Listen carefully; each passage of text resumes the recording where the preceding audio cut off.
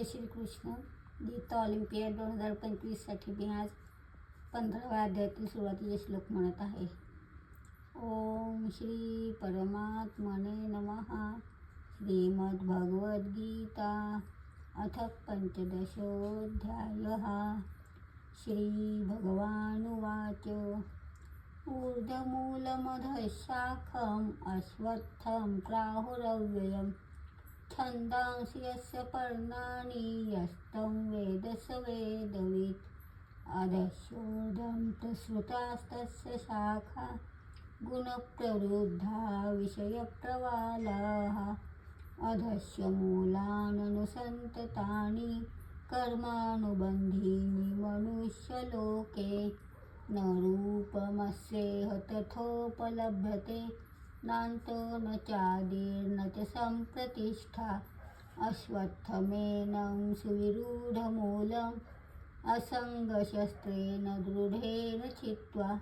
ततं पदं तत्परिमार्गितव्यं यस्मिन् गता न निवर्तन्ति भूयः. तमेव चाद्यं पुरुषं प्रपद्ये यतः प्रवृत्तिप्रसृता पुराणी.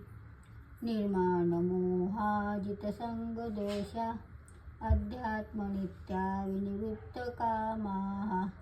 द्वन्द्वैर्विमुक्ताः सुखदुःखसंज्ञैः गच्छन्त्यमूढाः पदमव्ययं तत्. न तद्भासयते सूर्यो न शशाङ्को न पावकः. यद्गत्वा न निवर्तन्ते तद्धामं परमं मम. ममैवांशो जीवलोके जीवभूतः सनातनः. मनःषष्ठानि इन्द्रियाणि प्रकृतिस्थानि कर्षति. शरीरं यदवाप्नोति यच्चाप्युत्क्रामतीश्वरः. गृहीत्वैतानि संयाति वायुर्गन्धानि वाशयात्.